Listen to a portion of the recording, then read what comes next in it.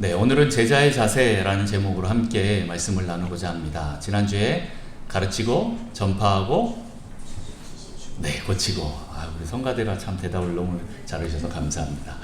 네, 그 제목으로 같이 함께 말씀을 나눴었고요. 오늘 또 그 말씀에 같이 이어서 제자의 자세라는 제목으로 함께 나누고자 합니다.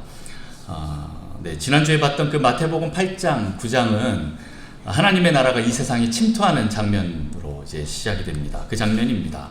귀신이 떠나가고 병든 자가 낫고 그런 장면들이 나오고, 다시 말해서 하나님의 나라와 이 세상의 나라가 이제 겹쳐지는 그 시간이 나옵니다. 이 세상의 나라에 하나님의 나라가 이제 내려오고 침투하고 점점 확대되는 그런 모습으로 보입니다. 예수님의 그 산상수훈으로 가르치시고 또 천국 복음으로 전파하시고 그리고 또 영적인 능력들이 나타나서 악한 귀신들이 떠나가고 병든 자들이 다 고침을 받는 그런 놀라운 역사가 일어나게 됩니다. 세상의 나라, 이 원수의 나라에 하나님의 나라가 침투하는 장면입니다. 그리고 하나님의 나라가 점점 흥황하여서 그 상황 속에서 오늘 예수님이 이렇게 말씀합니다. 기도하라 라고 합니다. 뭐라고 기도합니까? 추수할 일꾼을 보내달라라고 이렇게 기도하라라고 말씀하십니다. 그런 가운데 이제 마태복음 10장에 들어가면 예수님은 12제자를 부르십니다. 왜 이들을 따로 세울까요? 바로 예수님과 함께 추수하러 가자라고 따로 세우시는 것입니다. 더 많은 영혼들을 위해 같이 가자라고 부르시는 그런 장면이다라는 거죠. 군중 그 무리들과는 같이 이 일을 할 수가 없다라는 것을 아시고 제자들을 따로 부르셔서 전문 추수 일꾼들을 부르시는 것입니다. 하나님 나라에 헌신되고 에너지를 다해서 삶을 드리는 그런 사람들이 필요합니다. 어쩌다가 이런 일 저런 일 그냥 한번 하러 오는 그런 사람들이 아니라 전문적인 추수꾼이 필요하다라는 것이죠. 혹시 추수꾼에 대해서 조금 거부감이 드시는 분이 계실 수도 있습니다. 신천지가 이 말을 써서 이 좋은 말을 왜 다 뺏기는지 모르겠습니다. 우리 제가 말하는 그 신천지의 추수꾼 아닙니다. 여러분 오해하지 마시고 예수님께서 말씀하시는 그 전문적인 추수꾼을 지금 모집하고 계신다라는 거죠. 그러면서 이제 예수님은 12제자들에게 하나님의 권능과 그 영광을 같이 주십니다. 나눠주십니다. 물론 하나님 나라를 전파할 때 또 받는 그 핍박도 말씀하십니다. 그리고 대가지불도 있다라고 말씀하시는 것이죠. 마태복음 8장 19절에서 20절 말씀을 보면 한 서기관이 나와 예수께 아뢰되 선생님이 어디로 가시든지 저는 따르리이다. 예수께서 이르시되 여우도 굴이 있고 공중의 새도 거처가 있으되 인자는 머리 둘 곳이 없다. 이렇게 말씀하십니다. 주님을 따르겠다라고 하는 자에게 나는 머리 둘 곳도 없다라고 이렇게 얘기를 하면서 그 제자에게 말씀하고 있습니다. 이게 TMI로 여기서 말하는 이제 여우 그리고 새 이게 누굴까요? 그냥 여우고 새겠지라고 하지만 실은 그 당시에 헤롯 대왕의 별명이 여우였습니다. 그리고 로마 군인들이 어디를 가든지 간에 독수리 그 깃발을 항상 들고 갔습니다. 로마 군인들이 가는 그곳은 이제 항상 새가 독수리가 있다라는 것이죠. 다시 말해서 오늘 여우도 굴이 있고 공중에 새도 거처가 있다라는 것은 헤롯 왕 그리고 빌라도 총독을 의미합니다. 세상의 왕이나 주권자들은 실력자들은 왕궁도 있고 편안함도 있습니다. 그리고 물질적으로도 풍요로움을 의미합니다. 그러나 예수님은 그런 것 전혀 없고 더군다나 자기를 따르는 제자들에게 그런 것도 제공하지 못한다라고 미리 말씀하고 있습니다. 또 더 나아가서는 아버지를 장사 지내고 오겠다라는 사람에게, 그래서 나중에 오겠다라고 하는 그 사람에게는 오히려 또 죽은 자들이 죽은 자를 장사하라고, 그리고 너는 나를 따르라 라고 이렇게 또 좀 매정해 보이는 듯한 그런 말씀을 하고 있습니다. 21절 22절에 보면 제자 중에 또 한 사람이 이르되 주여 내가 먼저 가서 내 아버지를 장사하게 허락하옵소서. 예수께서 이르시되 죽은 자들이 그들의 죽은 자들을 장사하게 하고 너는 나를 따르라 하시니라. 더 깊게 또 설명할 수도 있지만 오늘은 빨리빨리 넘어가고요. 그러면 이런 핍박과 대가가 지불이 되어야 한다라는 것에 대해서 예수님께서 말씀하고 있습니다. 이렇게 할 때 어떻게 해야 하느냐, 오늘 이제 세 번째 가서 또 말씀을 드리고요. 자, 어쨌든 그럼에도 불구하고 예수님은 추수할 것은 많이 있다. 그런데 추수할 일꾼이 없다라고 말씀하십니다. 그러면서 추수하는 주인 하늘 아버지께, 하나님께 청하라, 기도하라 라고 우리에게 말씀하십니다. 추수할 일꾼들을 보내달라 라고 이렇게 기도하라 라고 하시면서 예수님이 바로 12제자를 뽑는 장면으로 넘어갑니다. 다른 성경 이제 누가복음에 보면 예수님이 12제자를 뽑기 전에 어떻게 합니까? 산에 올라가서 밤새 기도하시고 내려와서 그 다음날 제자들 12제자를 세웁니다. 기도하시고 제자를 뽑았다라는 거죠. 예수님은 전문 추수꾼을 뽑고 계십니다. 네, 신천지 추수꾼 아닙니다. 네, 예수님의 제자들입니다. 어쨌든 이렇게 예수님의 제자들을 부르시고 파송하실 때 제자들이 가져야 할 그 자세와 태도에 대해서 오늘 말씀하고 계신데 그 중에서 몇 가지만 잠깐 살펴보도록 하겠습니다. 예수님의 제자들이 가져야 할 자세, 첫 번째 무엇입니까? 추수할 일꾼으로서 준비되어야 한다라는 것이죠. 9장 37절 38절 말씀 같이 한번 다 같이 읽도록 하겠습니다. 시작. 이에 제자들에게 이르되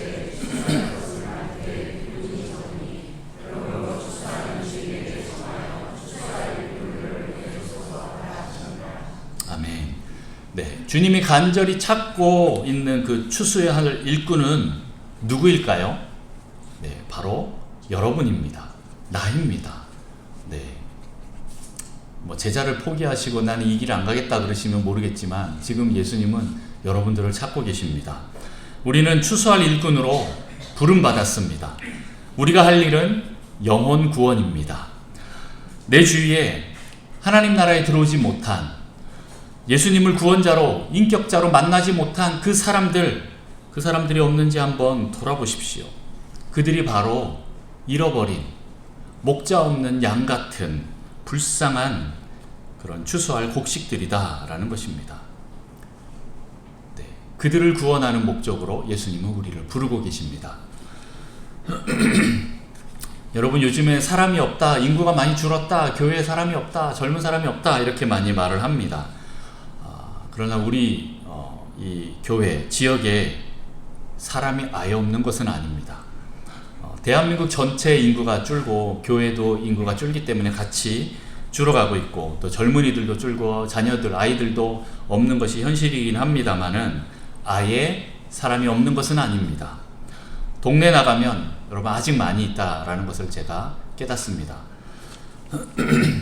여러분 밖에 나가보셨습니까? 우리 교회뿐만 아니라 밖에 나가면 아직 수많은 사람들이 있습니다. 제가 작년 4월 달에 청빙 설교하러 이곳에 처음 왔을 때가 기억이 납니다. 네, 장로님하고 식사를 하고 이제 차를 타고 이제 교회로 들어오는데 뭐 교회 이제 평균 연령도 듣고 그래서 약간 그런 교회구나 라고 생각하면서 요 앞을 딱 지나오는데 초안산 저 공원 있지 않습니까? 거기 놀이터에 아이들하고 엄마 아빠가 바글바글 한 걸 보고 지나갔습니다. 그걸 보면서 제가 얼마나 깜짝 놀랐는지 모르겠습니다. 사람이 없는 게 아니고 교회에만 없을 뿐이지 밖에는 아이들과 젊은 부부들이 너무나 많구나, 이 동네도 정말 훌륭한 어장이구나 라는 생각을 했었습니다. 여러분 평일 오후에 이 교회에 와보셨습니까? 4시 5시에 이 복도에 보시면 수많은 아이들과 엄마 아빠들이 쫙 줄지어 있습니다.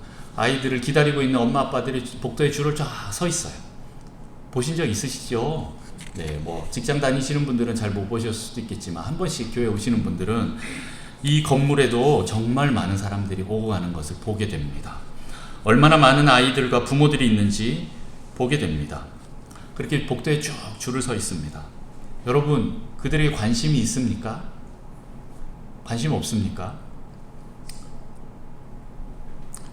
나만 잘 먹고 잘 산다고 될 문제입니까? 나만 구원받으면 끝납니까? 저는 그 영혼들을 보면 속에서 울컥울컥 올라옵니다.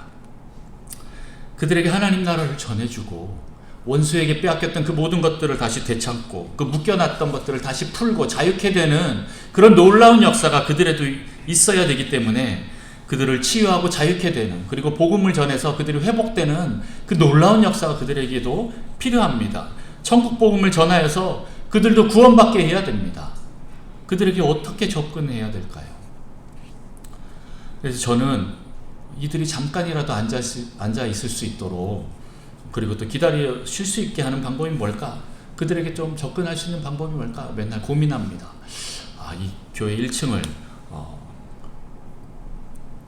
개방해야 되나? 잠깐 들어와서 앉아 있으라고 할까? 이 더운데 추운데 그렇게 서갖고 자녀들을 기다리고 있는 그 엄마 아빠들, 젊은 엄마 아빠들을 보면서 제가 많이 고민을 합니다. 교회 쉽게 들어올 수 있게 뭐 키즈 카페를 해야 되나? 아니면 뭐 이렇게 무인 카페를 만들어야 되나? 별 생각까지 다 해봅니다. 그리고 저녁에 학원 그 수업 사이에 중학생들이 있을 곳이 없어갖고 이렇게 왔다 갔다 하고 방황하는 그 아이들 잠깐이라도 들어와 있을 수 있도록 공부할 수 있는 공간, 뭐 스터디 카페라도 해야 되나? 별 생각을 다 해봅니다. 제가 장사하려고 하는 얘기가 아니라 이 사람들이 어떻게 쉽게 교회 안에 들어올 수 있는 개방적인 공간을 만들까? 나중에 이들도 교회에 대해서 거부감이 없이 또 하나님을 잘 영접할 수 있을까라는 것을 저는 계속 생각합니다.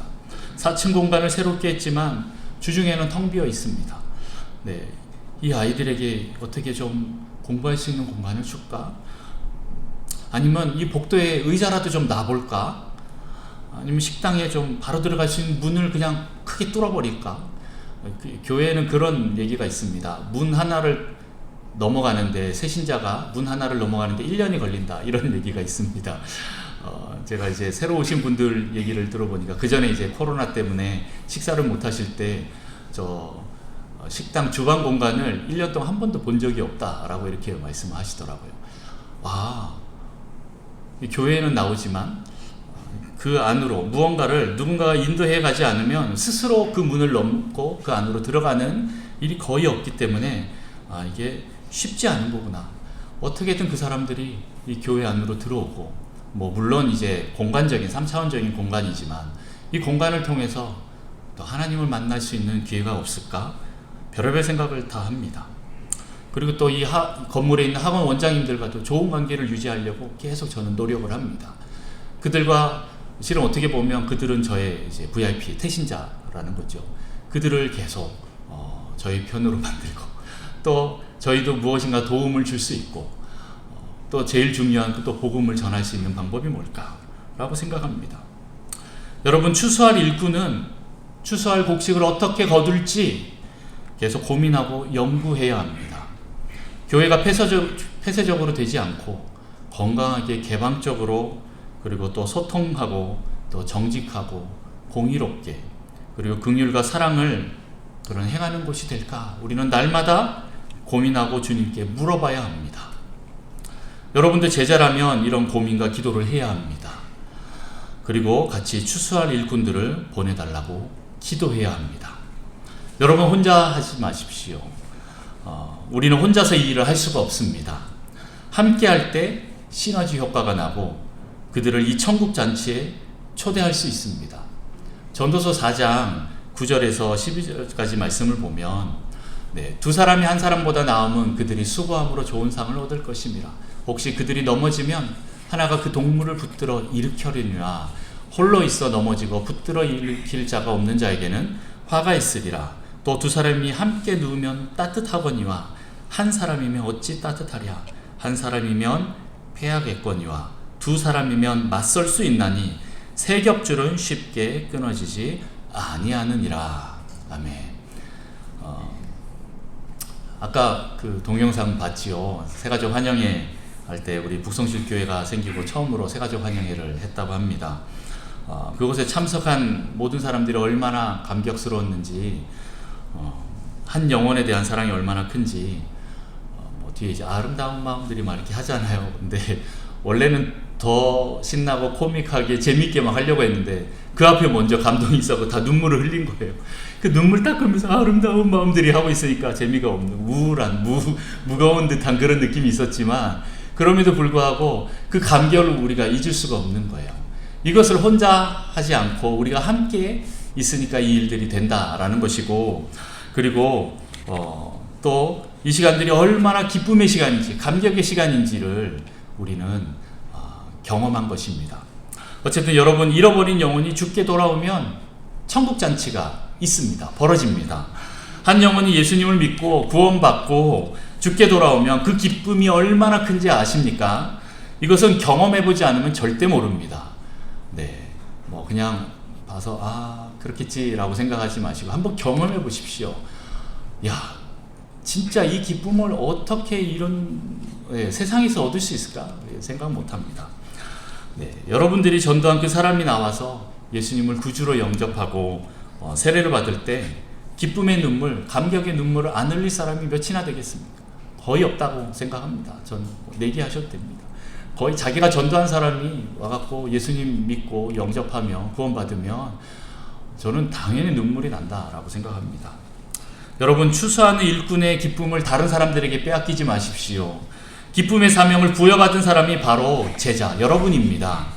이 기쁨을 맛보면 세상이 말릴 수 없는 사람이 될 수 있습니다. 여러분 모두 예수님의 부르심, 그 추수할 일꾼의 부르심에 아멘 하고 응답하는 제자 되시기를 축복합니다. 네, 두 번째, 천국을 전파하라 라는 것입니다. 9장 35절 말씀 같이 한번 읽어볼까요? 예수께서 모든 도시와 마을에 두루 다니사 그들의 회당에서 가르치시며 천국 복음을 전파하시며 모든 병과 모든 약한 것을 고치시니라. 10장 1절 말씀도 같이 읽습니다. 시작. 예수께서 그의 12 제자를 부르사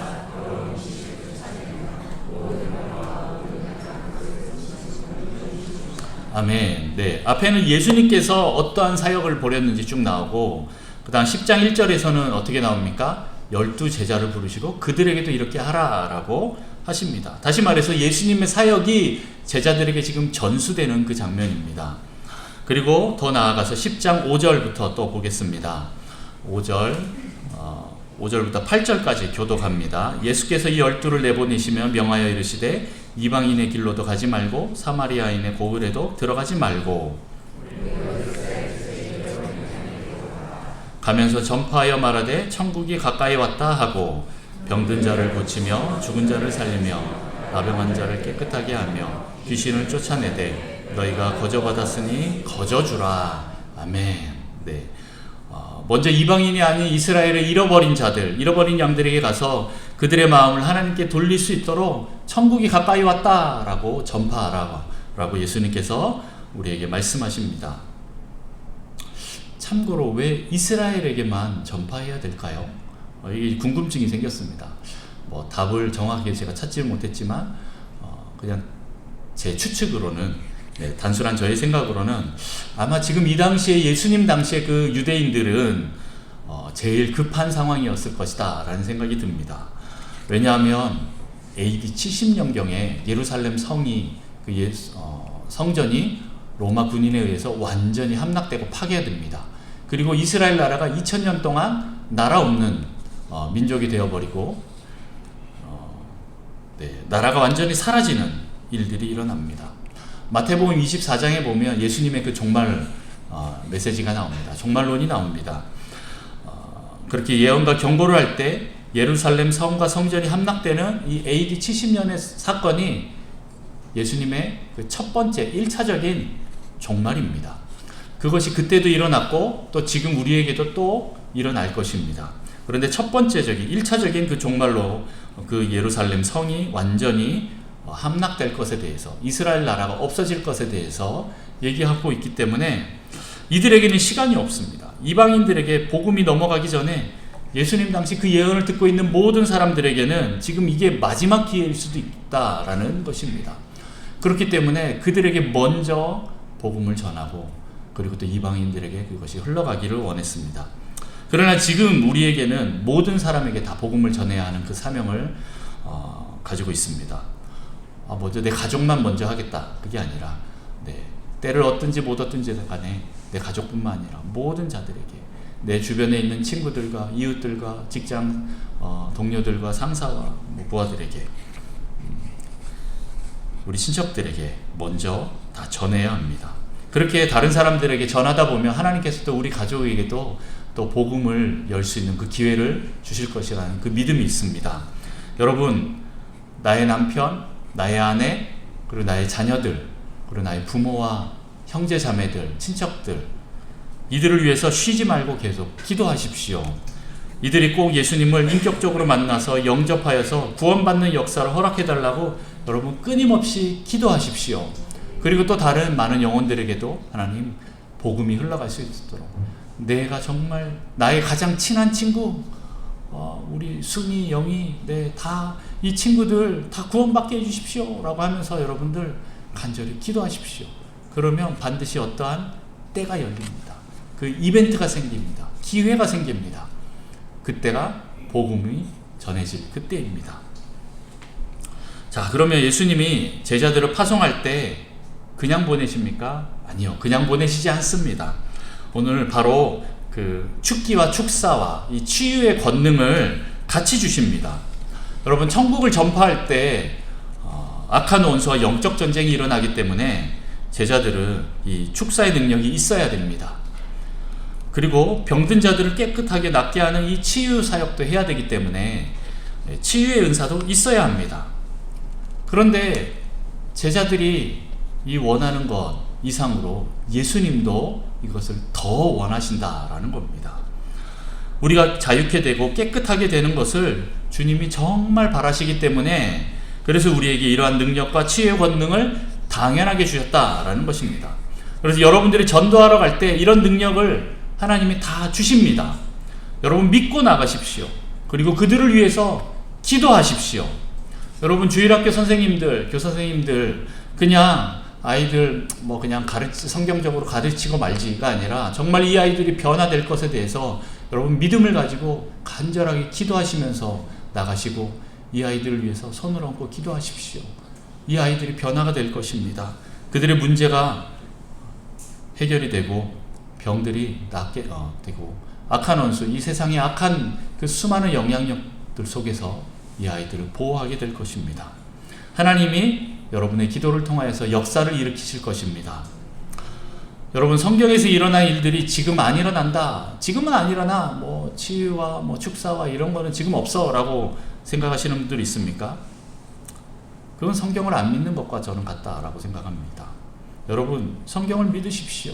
2000년 전에 말씀하였던 그 성경이 지금 안 일어나고 그냥 내 마음을 평안하게 하고 그냥 윤리적인 도덕 교과서 정도라고 생각한다면 그건 성경을 믿지 않는 거고 하나님을 믿지 않는 것입니다. 성경에 나오는 그대로 말씀대로 여러분 믿으십시오.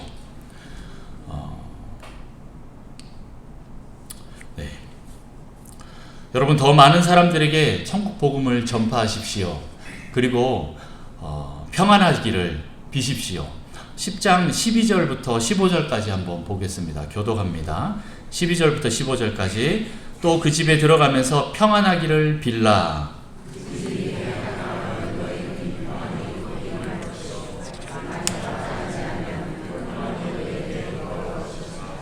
누구든지 너희를 영접하지도 아니하고 너희 말을 듣지도 아니하거든 그 집이나 성에서 나가 너희 발의 먼지를 떨어버리라. 내가 진실로 너희에게 이르노니 심판날에 소돔과 고모라 땅이 그 성보다 견디기 쉬우니라. 여기서 예수님께서 제자들에게 어디를 가든 그 집에 들어가면 다 평안을 빌라라고 이렇게 말씀하십니다. 왜 그렇게 하라고 그럴까요? 바로 이 평안은 천국을 가장 잘 나타내는 부분이기 때문에 그렇습니다. 제자들은 모든 집에 들어갈 때 평안을 빌어야 합니다. 만약 그들이 영접하지 않고 그 평안을 받지 않으면 내가 빈 평안이 어떻게 됩니까? 다시 나에게 돌아온다. 그렇기 때문에 걱정하지 말고 그들이 받아들이든 받아들이지 않든 다 평안을 빌라라고 이렇게 말합니다. 여러분, 평안의 사도가 되십시오. 평안을 전하는 제자가 되십시오. 평안의 전파자가 되십시오. 우리 옆 사람에게 평안을 빌까요? 인사할까요? 샬롬. 하나님의 나라는 오직 성령 안에 있는 의와 평강과 희락입니다. 하나님의 나라는 평강이라는 그 부분이 굉장히 큰 부분입니다. 그렇기 때문에 이렇게 천국을 전파할 때 반드시 평안도 같이 전파해야 되고 빌어야 됩니다. 자, 여러분을 통해서 우리 주위 사람들이 천국을 경험하게 되는 그런 놀라운 역사가 있기를 축복합니다. 세 번째, 핍박을 받아도 두려워하거나 염려하지 말아야 합니다. 자, 우리가 복음을 전하고 예수님과 천국을 말하면 핍박을 받을 수도 있다라는 거죠. 예수님이 이미 말씀하여 가르쳐 주십니다. 알려주십니다. 우리 16절부터 18절까지 10장 16절부터 18절까지 교독합니다.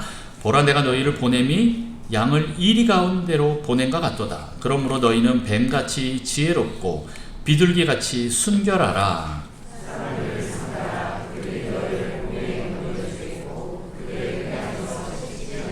같이 있습니다. 또 너희가 나로 말미암아 총독들과 임금들 앞에 끌려가리니 이는 그들과 이방인들에게 증거가 되게 하려 하심이라.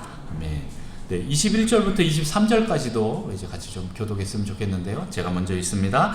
장자 형제가 형제를, 아버지가 자식을 죽는 데에 내주며 자식들이 부모를 대적하여 죽게 하리라.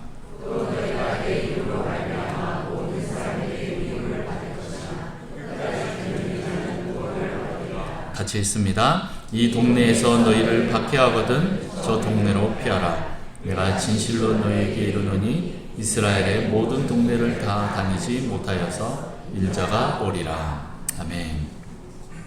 네, 그때 핍박과 고난을 당할 때 여러분 우리가 선택해야 될 것은 무엇입니까? 두려워하지 않는 것입니다. 염려하지 않는 것입니다. 왜요? 성령님이 우리와 함께 하시기 때문입니다. 19절부터 20절 같이 한번 다 같이 읽어보겠습니다. 시작. 너희를 넘겨줄 때 어떻게 또는 무엇을 할까 염려하지 말라. 그때 너에게 할 말을 주시리니 말하는 이는 너희가 아니라 너희 속에서 말씀하시는 이 곧 너희 아버지의 성령이시니라. 아멘. 28절도 또 같이 한번 읽어봅시다. 시작. 몸은 죽여도 영혼은 능히 죽이지 못하는 자들을 두려워하지 말고 오직 몸과 영혼을 능히 지옥에 멸하실 수 있는 이를 두려워하라. 아멘. 네, 세상에 나가서 우리가 복음을 전하면 이런 핍박과 고난을 받을 수 있다라는 것에 대해서 미리 얘기합니다. 정말 많은 사람들이 너무 좋습니다 하고 복음을 받아들이면 좋겠는데 열이면 아홉은 거의 대부분의 많은 사람들은 싫다라고 하면서 도리어 나를 손가락질 할 수도 있습니다. 그런데 이때 여러분 당황하지 마십시오. 염려하지 마시고 두려워하지 마십시오. 이 모든 것에 우리 성령님이 여러분과 함께 하신다라는 이 믿음을 가지고 여러분 굳건하게 서 계십시오. 여러분 두려워하거나 염려하지 마십시오. 두려움은 누구에게만 해야 됩니까? 하나님께만 해야 되는 것입니다. 여러분 혹시 두려움이나 염려가 더 많지는 않으십니까? 네, 우리 안에 우리 현대인들의 고질병이 실은 불안이라고 합니다. 불안, 염려, 이 두려움.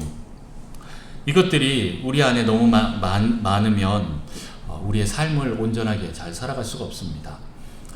그런데 복음을 전할 때도 그렇습니다. 복음을 전하려고 하는데 이 두려움과 불안이 너무나 커서 평강이 흘러가는 게 아니라 두려움과 불안과 염려가 더 흘러갈 수도 있습니다.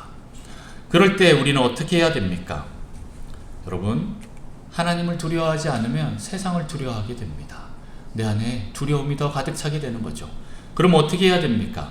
하나님을 두려워하십시오. 그러면 세상을 두려워하지 않게 됩니다. 그래서 성도들은, 이 제자들은 세상을 살아갈 때 언제 두려워하고 언제 두려워하지 말지를 잘 선택할 수 있도록 어떤 때는 뱀같이 지혜로워야 하고요. 어떤 때는 비둘기같이 순결해야 합니다. 여러분 지혜와 순결로 세상을 넘어서십시오. 그리고 핍박을 받아도 염려하거나 두려워하지 마십시오. 성령님이 여러분과 함께 계십니다. 끝까지 견디십시오. 그리고 두려워할 분을 두려워하십시오. 세상 사람들을 두려워하지 말고 하나님을 두려워하십시오. 지난 주일 저녁 설교 때 제가 저희 이모부님 얘기를 잠깐 했었습니다. 네, 궁금하신 분은 유튜브 들어가시면 다 들으실 수 있습니다. 세상에서 살아갈 때 여러 어려움들이 있을 수 있습니다. 내가 할 수 없는 것들이 많이 있습니다. 그러나 내가 무엇을 선택할지는 내가 할 수 있는 것입니다.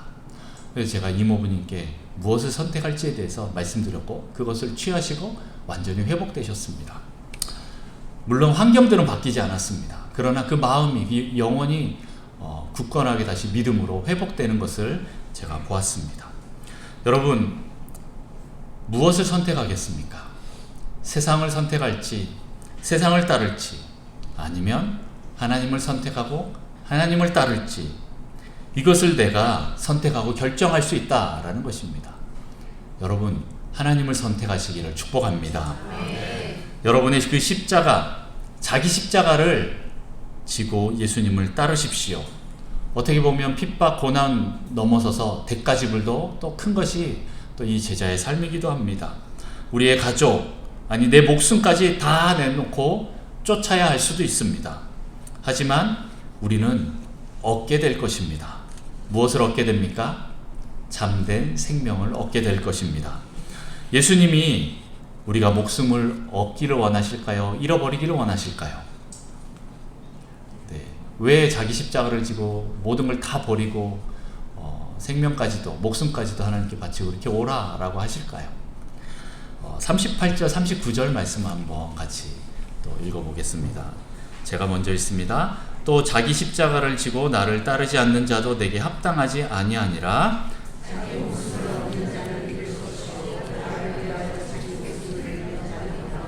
아멘. 네. 자기 목숨을 얻는 자는 잃을 것이요 나를 위하여 자기 목숨을 잃는 자는 얻으리라 라고 말씀하십니다. 여러분, 주님을 위하여 목숨을 드리십시오. 그러면 얻게 될 것입니다. 제자의 영혼은 주님께 달려 있습니다. 제자의 생명은 주님께 달려 있습니다. 여러분, 참된 생명 얻고 싶지 않으십니까? 그러면 여러분의 생명을 주님께 드리십시오. 내 생명 내가 보존할 수 없고 내가 구할 수 없습니다. 주님만이 그것을 하실 수가 있습니다. 그래서 여러분, 내가 무엇을 선택합니까? 내 생명을 포기하고 주님을 선택하는 그 선택의 삶이 여러분의 있기를 축복합니다. 여러분, 마무리를 하겠습니다. 예수님의 제자로 사는 거 쉽지 않으시지요. 하지만 예수님이 정말 원하시는 것은 무엇일까요? 네, 일반 군중 그 무리 속에서 사는 것이 아니라 예수님과 함께 같이 갈 사람을 지금 찾고 계신다라는 거죠. 예수님과 함께 추수할 일꾼을 지금 찾고 계십니다. 그것이 참으로 사는 길이고 생명을 얻는 길이기 때문에 그렇습니다. 여러분, 잃어버린 영혼들을 위해서 여러분의 삶을 드리십시오.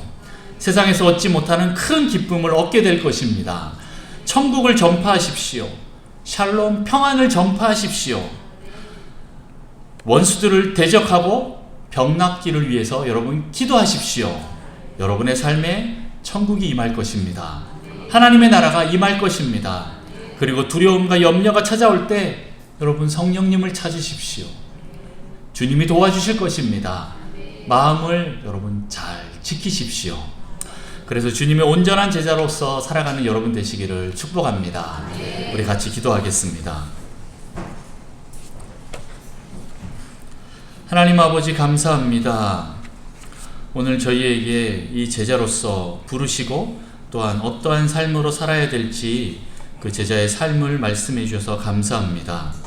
하나님, 우리가 온전한 전문적인 추수할 일꾼이 되기를 원합니다. 잃어버린 영혼들을 볼 때 하나님 아버지의 그 마음이 내 안에도 불타오르기를 원합니다. 하나님, 우리의 잃어버린 영혼들, 잃어버린 가족들, 그들을 위하여서 기도하는 자들이 되게 하시고, 하나님 또 더 많은 추수할 일꾼들을 기도할 때 하나님 더 많은 자들이 이곳에 모여서 함께 추수하는 이 세상을 구원하는 구원의 방주가 될 수 있도록 하나님, 우리 북성실 교회를 축복하여 주옵소서. 더 많은 사람들이 이곳에 모여서 함께 주님을 찬양하고 예배하기를 원하고, 또 더 많은 영혼들을, 주님 이 지역에 있는 영혼들을 구원하는 자들이 되게 하여 주옵소서. 그렇게 천국 복음을 전파하는 자들이 되게 하시고, 우리가 복음을 전파할 때 원수가 떠나가고 병이 낫는 놀라운 역사가 있게 하시며, 하나님께서 이런 모든 것들을 통하여 영광 받으시는 놀라운 역사 있도록 주님 축복하여 주옵소서. 또한 저희가 평안을 빌 때 하나님, 참된 하늘의 그 평화가 하나님, 우리가 비는 그 자들에게 주님 임하게 하여 주시고, 우리도 또 동일한 그 평안으로 충만케 하여 주시고 기쁨으로 충만케 하여 주옵소서. 하나님, 그래서 잃어버린 영혼들이 돌아올 때 천국 잔치가 우리 안에 있게 하시고 그 기쁨으로 충만케 하여 주옵소서. 하나님, 혹시 또 우리가 복음을 전할 때 두려움과 염려가 있습니까? 하나님, 우리가 성령님을 바라고 예수 그리스도를 바라봅니다. 십자가를 지고 앞에 앞서가시는 그 예수 그리스도를 바라봅니다. 주님, 우리를 도와주시고 우리 마음 가운데 참된 평강으로 인도하여 주옵소서. 그래서 주님이 원하시는 온전한 제자로 하나님, 우리가 성장하고 성숙되어서 하나님 나라를 이루는 놀라운 우리 북성실 교회 될 수 있도록 축복하여 주옵소서. 감사드리며 예수님의 이름으로 기도합니다.